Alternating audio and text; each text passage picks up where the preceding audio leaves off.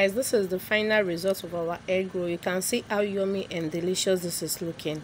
So thank you so much for watching. Kindly click on the subscribe button if you haven't.